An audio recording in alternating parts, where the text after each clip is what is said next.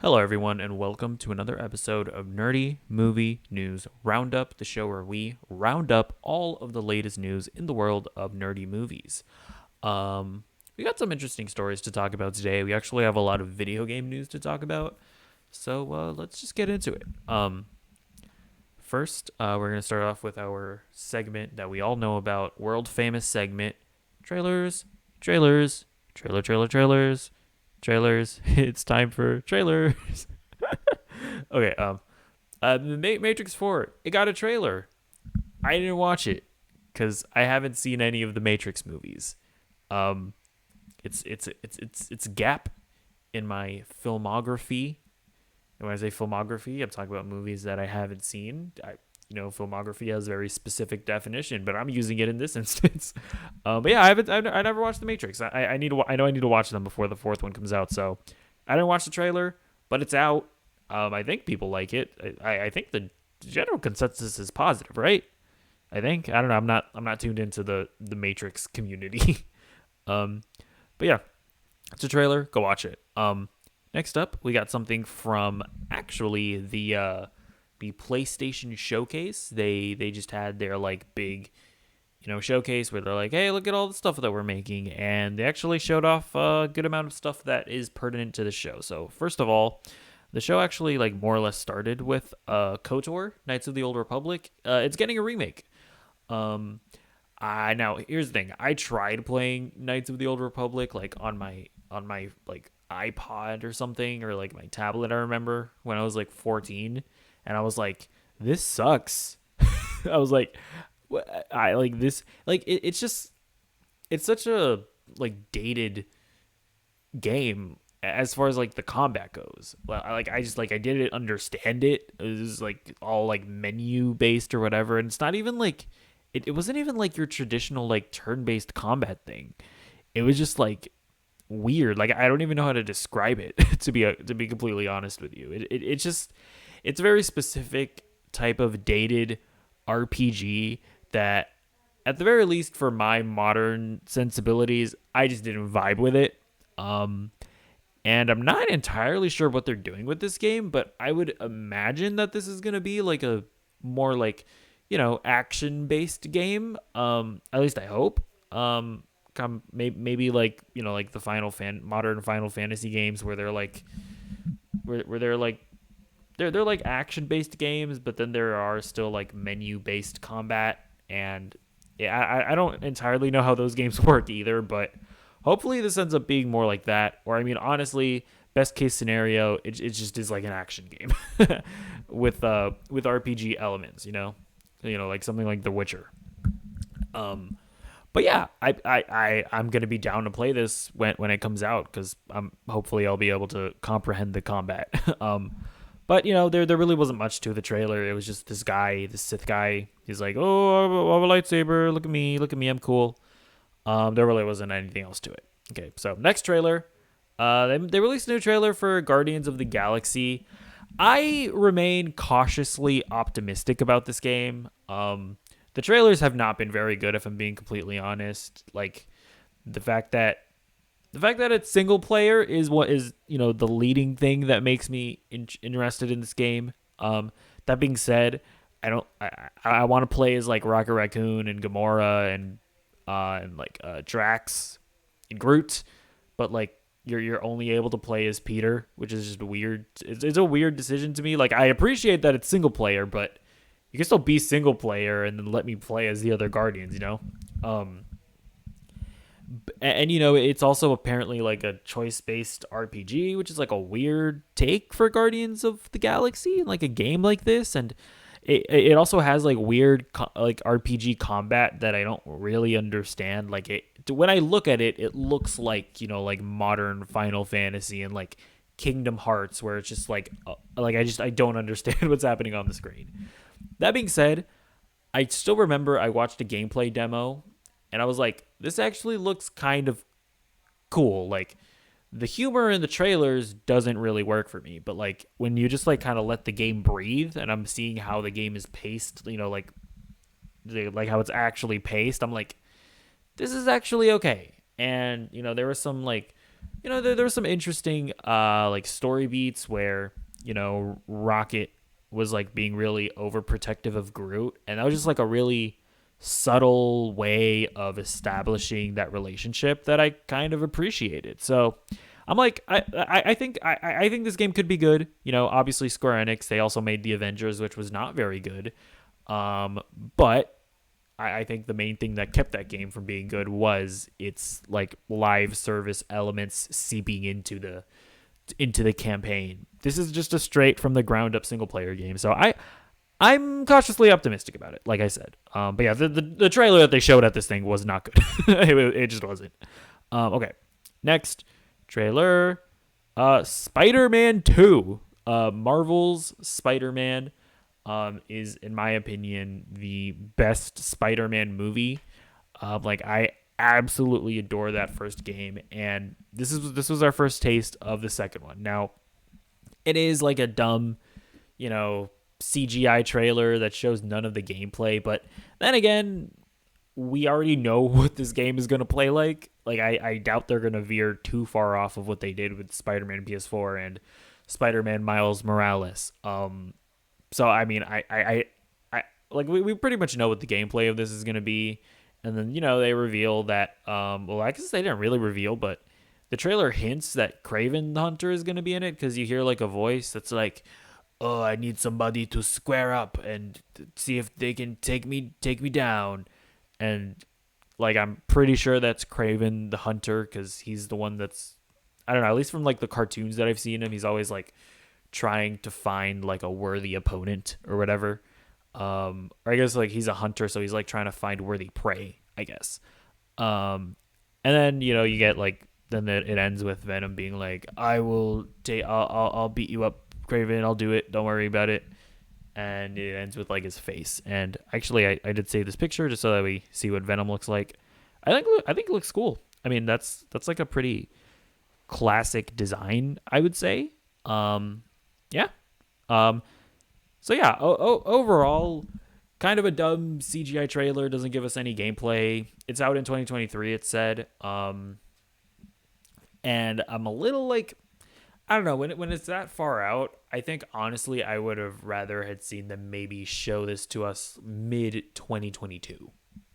Like have our first reveal of the game be like an actual trailer for it that actually talks about the story and it actually shows off some gameplay. But either way, I like the idea of Kraven Hunter being a villain. We already kind of knew that Venom was probably going to be in this game because they teased it at the end of the last game. So not too many surprises here, but it's cool to see. Okay, so then the next trailer,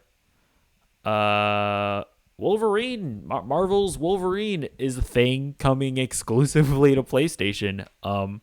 Now, Spider-Man PS4 was developed by Insomniac, and those same developers are now developing Wolverine. I mean, this is an insane announcement. Like this studio, to be clear, they developed Spider-Man PS4, then they made Spider-Man Miles Morales, then they made like Ratchet and Clank, and now they're also doing Wolverine and Spider-Man 2. This studio does not sleep. They don't sleep. They're always talking about video game crunch. Clearly, this video just has like it's like they have like human slaves running on like treadmills developing these games. But yeah, like a Wolverine game developed by these guys, I'm all in. Like, Spider-Man PS4 is like the best Spider-Man movie I think that's ever been made. If this movie can even come close to be, or if this game can come close to being as good as like Logan, are you kidding me? But yeah, we got like a really short tease of just like, the aftermath of Logan killing people in a bar, and he's like drinking.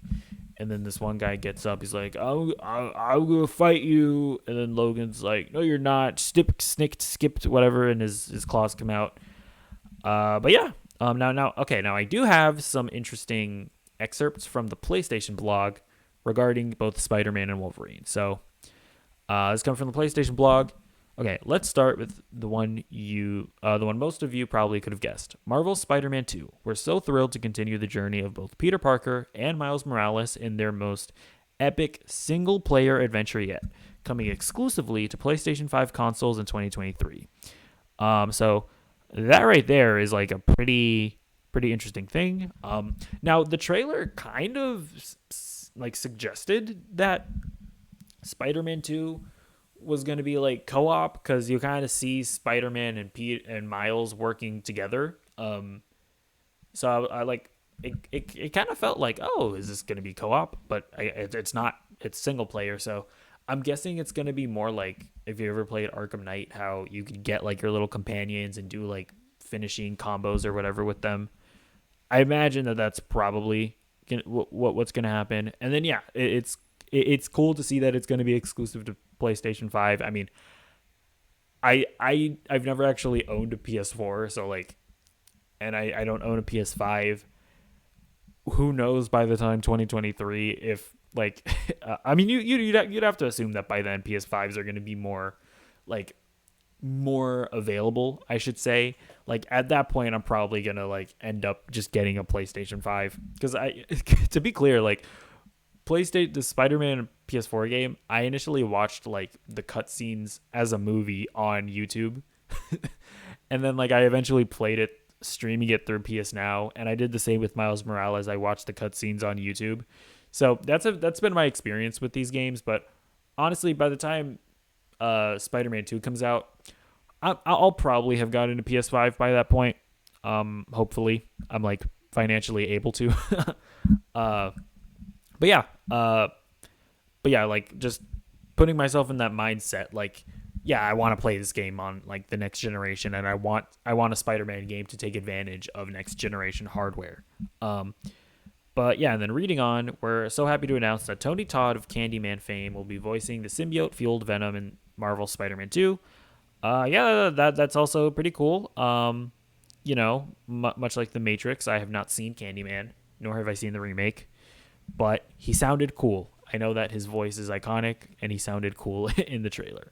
But then moving on to Wolverine. Okay, Marvel's Wolverine is a standalone game being directed by Brian Horden, creative director, and Cameron Christian, game director, who recently led the creative efforts on Marvel's Spider-Man Miles Morales. So this Wolverine game is coming to us by the people who made Spider-Man Miles Morales.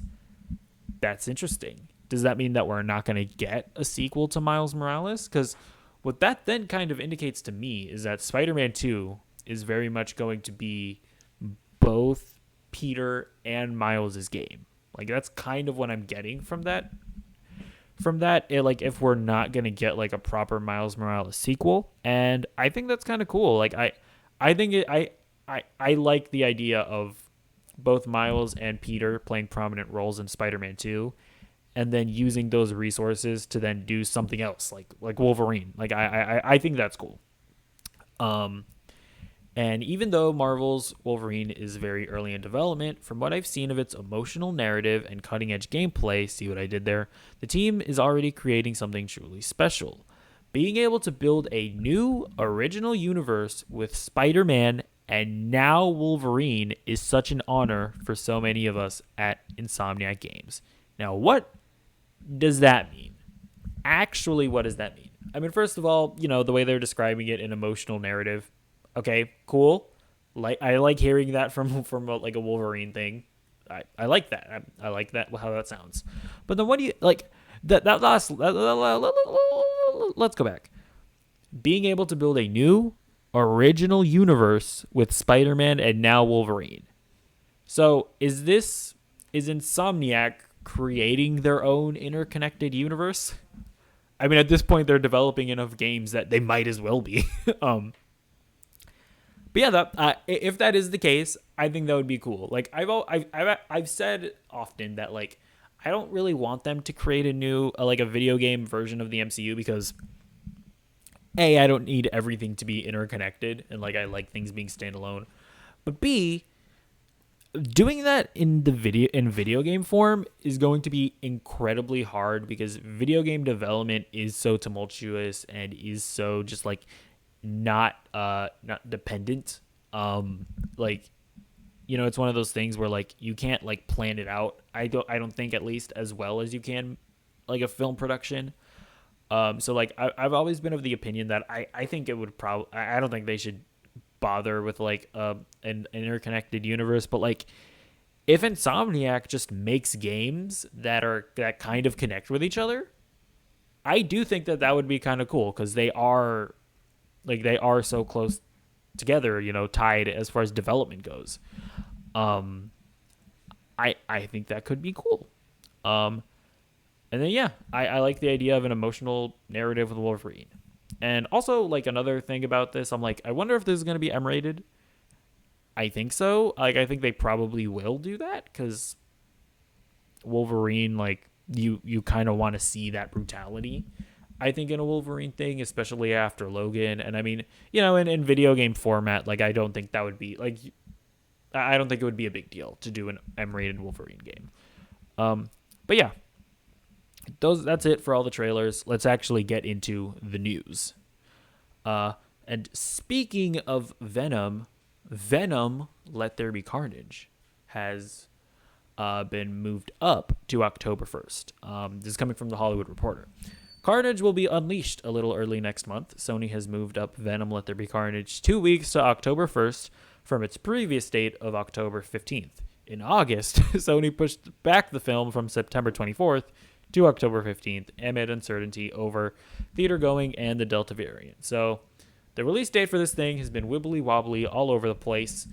I get it. They're trying to find the best moment to release it to maximize on the box office or whatever. And COVID is messing up all of our lives. So I get it. But yeah, hopefully it sticks with October 1st. I remain not very excited for this movie. I was not a fan of Venom. Don't think these trailers look any good, but I know that there are a lot of people who feel differently. So hopefully you guys can actually just watch the movie on October 1st. Next story. There's gonna be a new Aquaman suit, a new Aquaman movie, and Jason Momoa revealed the suits. So this is from his Instagram. This is the one that's like kind of more traditional. I mean, I think it kind of looks different from the old one, but honestly, I can't. I don't really. I don't have like the first suit like distinct in my mind. But then there's also this black one here. Like I don't know if at some point they're gonna like go to like there's gonna be like a big battle, like a big war or something, and he needs to put on like a war suit, and this is the suit.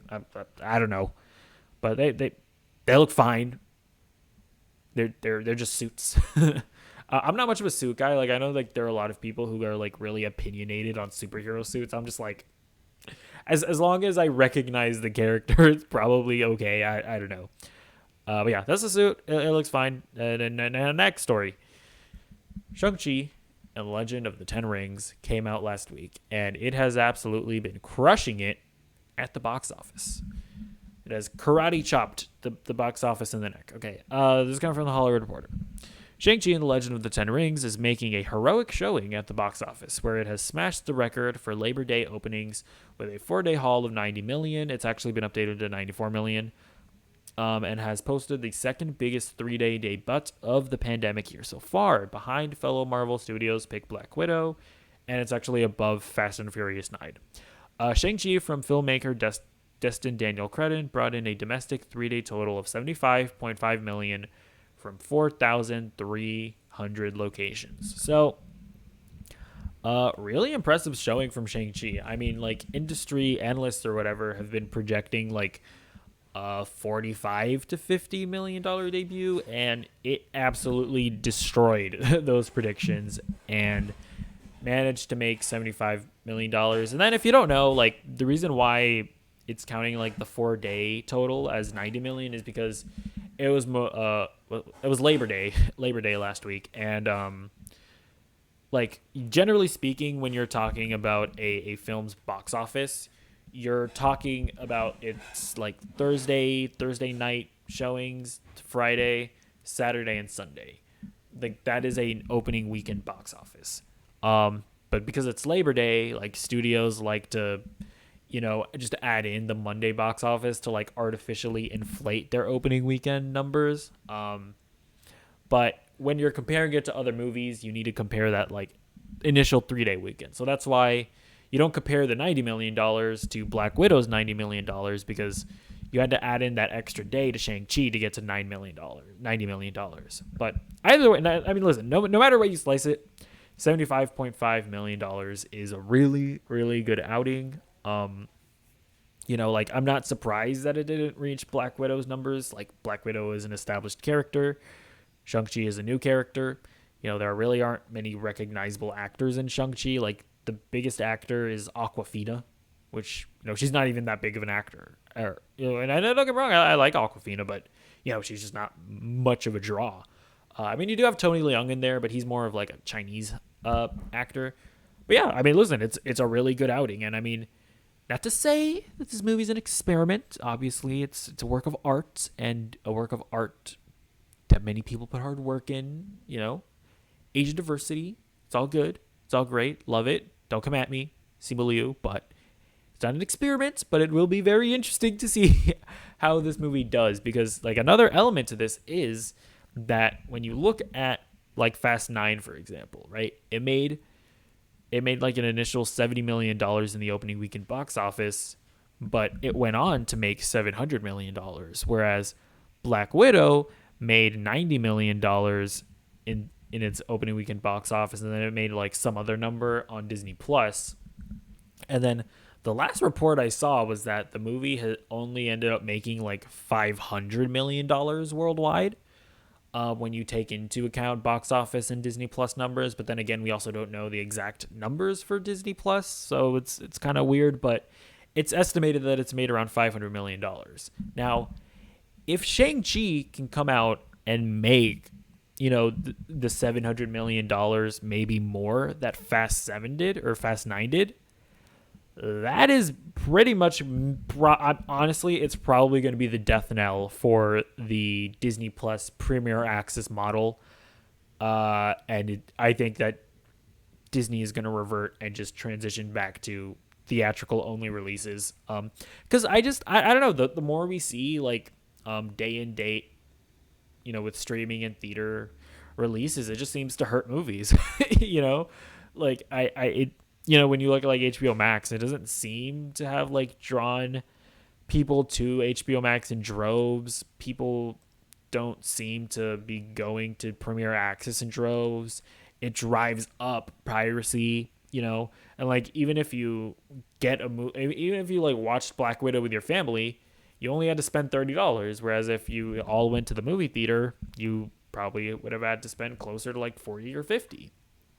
And that's not even taking into account popcorn and stuff. And so, I mean, don't get me wrong, it's good from like Premier Access and stuff is good from a consumer perspective, and I wish it would work out better. But like, I'm just saying, like, I'm predicting that like day and date streaming is probably gonna die off, and we're gonna go back to theatrical releases.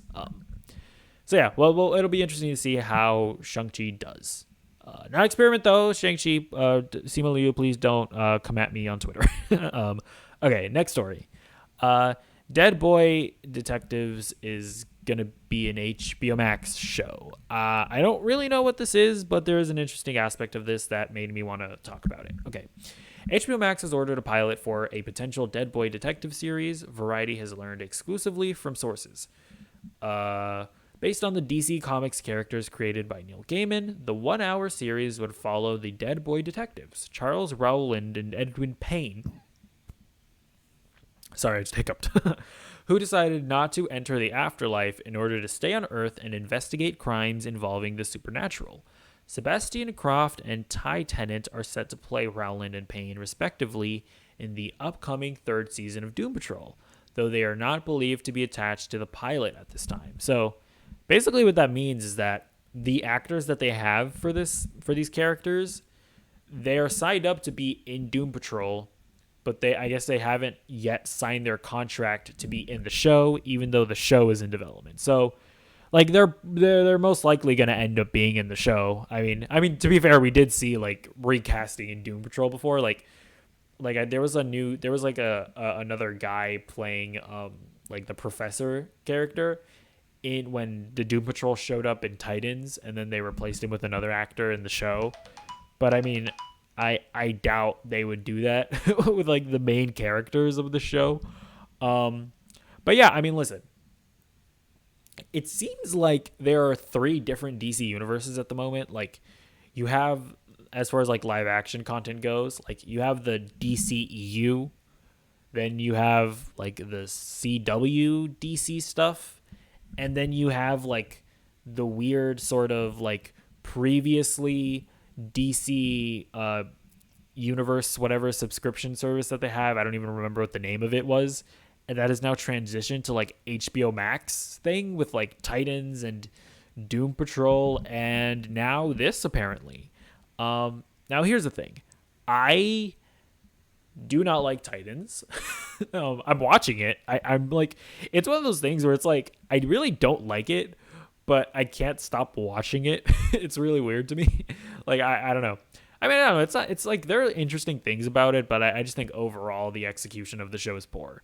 But that being said, I absolutely adore Doom Patrol. Doom Patrol is awesome. So, like, I'm I'm definitely gonna be checking this out. Like, if it's anywhere near as good as Doom Patrol, then I hopefully it'll be great. But yeah.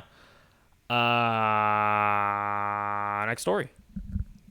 Nothing else to say about that. I'm cautiously looking forward to it. You know what I'm saying? The next story and hold up. There's I don't have a picture here, but I am supposed to have a picture here, but I don't have a picture here. Oh no. How are you gonna know what the story is if the picture isn't here? I could edit this out, but I'm not going to because I'm lazy.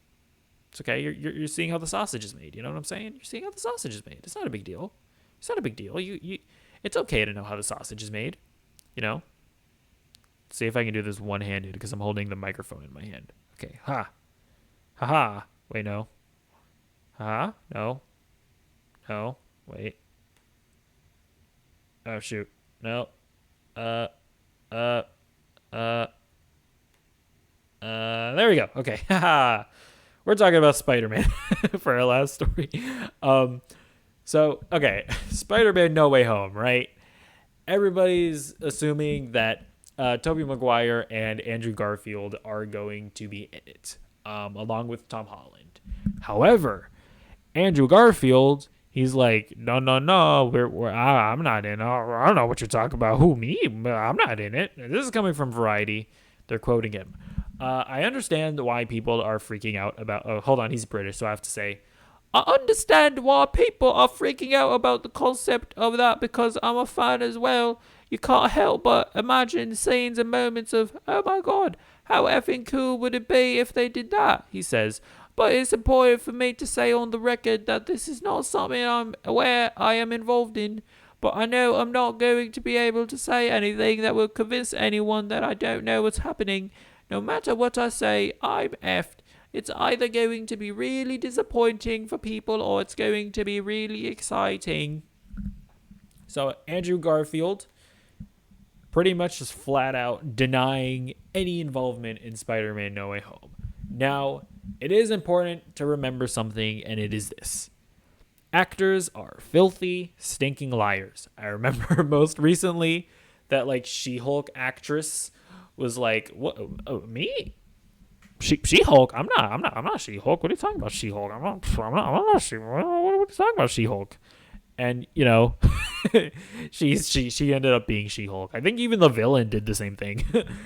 So, a lot of times, these actors, they can't say anything. So, obviously, it shouldn't be taken lightly that he's straight up saying he's not in it, but it is by no means the nail in the coffin of Andrew Garfield being or appearing in this movie. However, I have been saying many times, or not many times, but last week at least, I pointed out that the reason why you should be wary of Andrew Garfield and Tobey Maguire appearing in this movie is because there has been no official confirmation that it is a thing that is happening. Not Andrew Garfield nor Tobey Maguire. They haven't talked about it.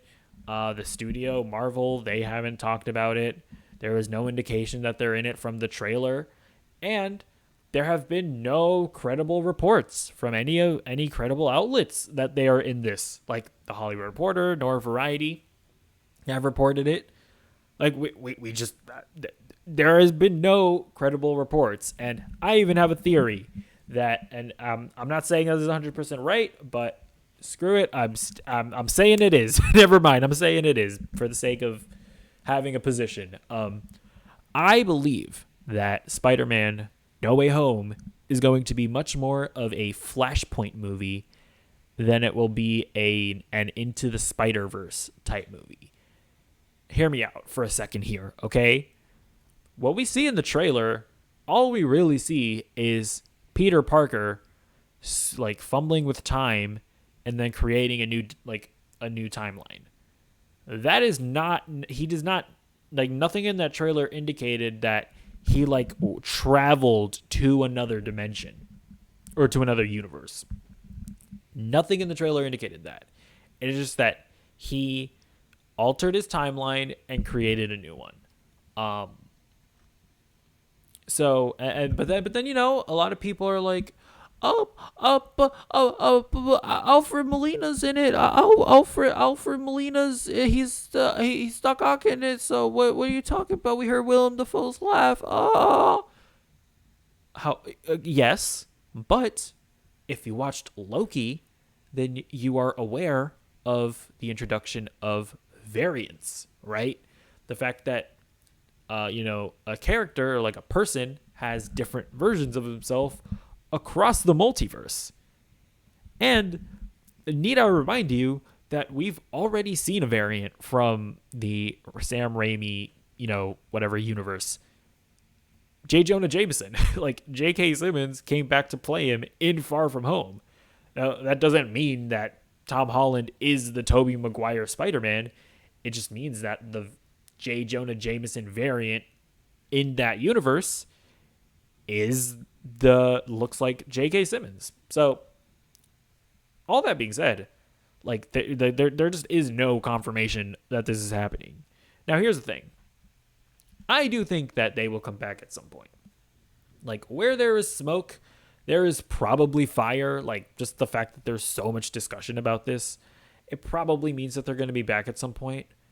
And I ask, why does it need to be in No Way Home when there is another movie that is confirmed to be dealing with the madness that is the multiverse in Doctor Strange 2? And Doctor Strange 2, need I remind you, is being directed by Sam Raimi. Now, I ask all of you Raimi fans, do you really want Tobey Maguire to come back under the direction of John Watts? John Iron Man Jr. Watts? John No Emotional Stakes Watts? John Uncle Ben Doesn't Exist Watts? Do you want him to direct the return of Tobey Maguire as Spider-Man? Or do you want Sam Raimi to helm the glorious return of Tobey Maguire? I don't know, whatever. Like, I'm just saying that there are a lot of possibilities, and we should not stake our excitement, or like our enjoyment of No Way Home should not be contingent on Tobey Maguire and Andrew Garfield being in it. That's my main point. But anyways, that's actually going to be it for the show. Yeah, there's a lot of interesting stuff to talk about. Let me know what you think about any and all of it. Let me know what you thought about those cool video game trailers. Let me know what you think of Shang-Chi. And like let me know how you think all that's going to play out as far as the box office and film release models are concerned. And let me know what you think about my Spider-Man trailer, because I like it. I think it's cool. I think that people should maybe calm down a little bit, prepare for the possibility of disappointment. But that's going to be it for this video. Goodbye.